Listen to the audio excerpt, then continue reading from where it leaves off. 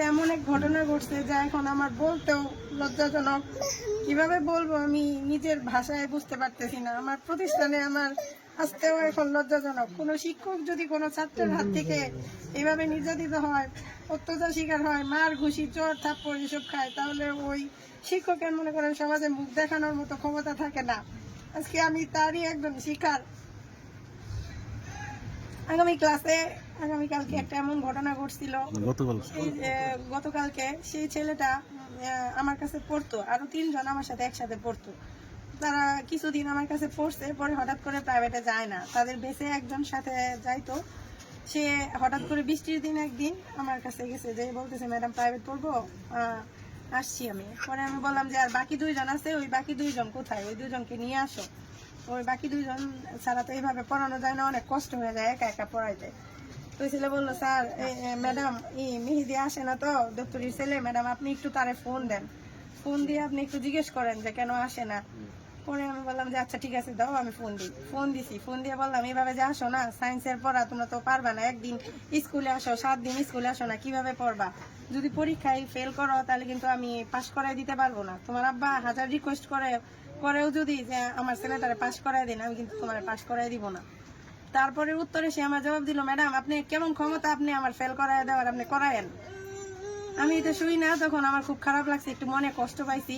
তখন আমি বললাম যে আচ্ছা ঠিক আছে বাদ দাও, তোমাদের আমি আর পড়াবো না, তোমাদের আর পড়াশোনা করতে হবে না, আমি আর পড়াবো না।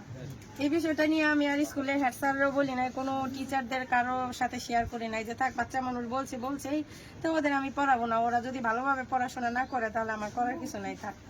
এটা নিয়ে সেই স্কুলে এসে বিভিন্ন ছেলে মেয়েদের সাথে আমার নামে বদনাম গায়, যে ম্যাডামে ভালো করে পড়াইতে পারে না, এই জন্য ম্যাডামের কাছে আমরা পড়া বাদ দিছি।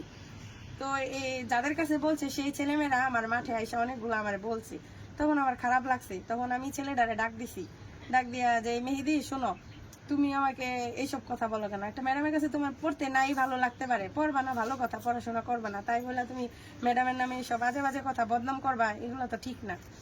তো বললাম ওখানে ক্লাস 10-এর স্টুডেন্ট 2 জন, রাহাত আর খালিদ, ওরা 2 জন ওইখানে উপস্থিত ছিল।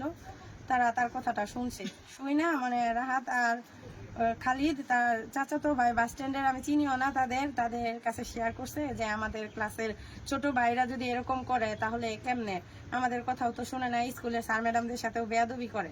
তারপর জুবাইর নাকি জানি নাম, ওই ছেলেটা আইসা স্কুলে ওই মেহেদিকে ডাইকা নেয়, ক্লাস থেকে ডাইকা নিয়ে তাকে অনেক কিছু নাকি বলে, যে আমরা জীবনেও স্যারদের সাথে এইভাবে করি না, বিগত কত বছর হয়েছে আমরা রাস্তা দিয়ে সাইকেল চালায়, যখন আমরা স্কুলে যখন গেছি স্যারদের সামনে পাইছি, আমরা সাইকেল থেকে নাইমা সালাম দিয়ে হাইট আমরা গেছি, এতটুকু সম্মান করছি, আর তোমরা স্যার ম্যাডামদের সম্মান করো না, বড় ক্লাসে সিনিয়রদের ছেলেদের মানো না, এগুলো বললে অনেক কিছু বলছে।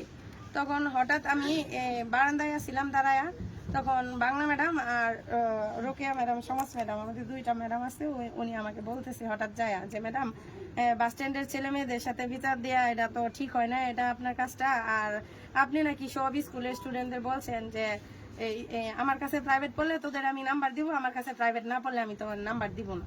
তখন আমি ম্যাডামদের বললাম, ম্যাডাম শুনেন, স্কুলের বিষয় এগুলো, আমি যদি কোনো অন্যায় প্রতিবাদ হয়, কোনো একটা সমস্যা হয়, আমি হেড স্যাররে বলবো আগে, আমি অ্যাসিস্ট্যান্ট স্যারকে, হেড স্যারকে বলবো, আমি প্রধান শিক্ষক আছে তাকে বলবো, আমি জানাবো, আমি কেন বাস স্ট্যান্ডের ছেলে মেয়েদের আমি বলতে যাব? আর আপনার কি মনে হয় একটা টিচার কোনোদিন শিক্ষক স্টুডেন্টদের বলবে যে আমি করব না, আমি তোরা যদি আমার কাছে প্রাইভেট পড়োস তাহলে আমি তোদের প্রাইভেট পড়াবো, আর পাস করাবো পরীক্ষায়, আর প্রাইভেট না পড়লে আমি ফেল করবো? আপনাদের কি মনে হয় এরকম? কয় আপনার বিরুদ্ধে সবাই বলতেছে, ওই এক ম্যাডামে বললো, বাংলা ম্যাডামে বললো যে আপনার বিরুদ্ধে সবাই বলতেছে ক্লাসের।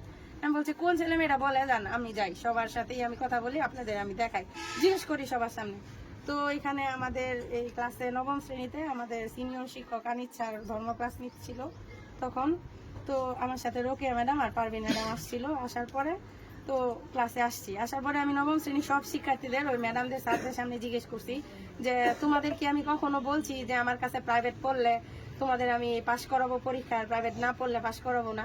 9ম শ্রেণীর ছাত্রছাত্রীরা বলে না ম্যাডাম, কেউ একটা ছেলে মেয়েও বলতে পারে না যে না ম্যাডাম আপনি তো আমাদের সাথে এরকম ভাবে কোনোদিন কথা বলেন, এগুলো বলেনি নাই। তখন ওই দপ্তরির ছেলে মেহেদি হাত তুলে দাঁড়াইছে, আমি বলছি হাত তুলে দাঁড়াইছে তুমি কি বলবা? আমি কি বলছি তোমাকে? কই ম্যাডাম আপনি আমাকে পড়াবেন না, না করছেন, আপনি আমাকে পরীক্ষায় ফেল করাবেন বলছেন, আমাকে ফেল করায় দিবেন ই করবেন। পরে আমি বলছি যে ফেল করায় দিব, আমি তোমাকে এটা কখন বললাম যে ফেল করায় দিব? কোনো একটা শিক্ষক কি স্টুডেন্টে চায় যে ফেল করাইতে? আমি তোমাকে এইভাবে বলছি যে পরীক্ষায় যদি ফেল করো, ক্লাসে আসো না, স্কুলে আসো না, ভালো করে পড়াশোনা করো না, যদি ফেল করো তোমার আব্বা 1000 রিকোয়েস্ট করলেও আমি তোমাকে পাস করাবো না। উত্তরে তুমি আমার কি কথাটা বলছিলা যে ম্যাডাম আপনি কেমন ক্ষমতা, আপনি আমার ফেল করাইলে করায়েন। তাহলে এইসব কথা বলো। আমার সে চোখ রাগায় ধইরা মানে এমন ভাবে অবস্থা, তুই এর মতো উচ্চারণ করে আমার সাথে চোখ রাগান্বিত করে আমার এমন একটা বাজে গালি দেওয়া শুরু করছে। তখন এটা দেখা আমি মনে করেন কাছে যাই, আমি তার গালে একটা চর দিছি। চর দেওয়ার পরেই সে কি করলো, উল্টা আমার গায়ে চর, আর স্যারদের সামনে, এতগুলো স্টুডেন্টদের সামনে মনে করেন আমার হাতে 4-5টা ঘুষি। আমার হাতে এখনো দেখেন এইভাবে ফুইলা আছে, হাত নিয়ে আমি বোঝা হইতে পারতেছি না। এই মনে করেন আমি আজকে এই ঘটনাটা যদি আজকে অন্য একটা টিচারের কাছে ঘটতো, টিচারের সাথে, এই এলাকার অন্য একটা ম্যাডামের সাথে ঘটতো, তাহলে কি অবস্থাটা হইতো? এই দপ্তরের কি বাড়িঘর আজকে ঠিক থাকতো? কেউ এভাবে ঠিক থাকতে বসে থাকতে পারতেন না। আর আমি এক অন্য দেশ থেকে আসছি দেখে আমার কাছে কেউ নাই একটা পাশে দাঁড়ানোর মতো। খুবই লজ্জাজনক এই বিষয়টা, আমি বলার মতো আমার ভাষা নাই।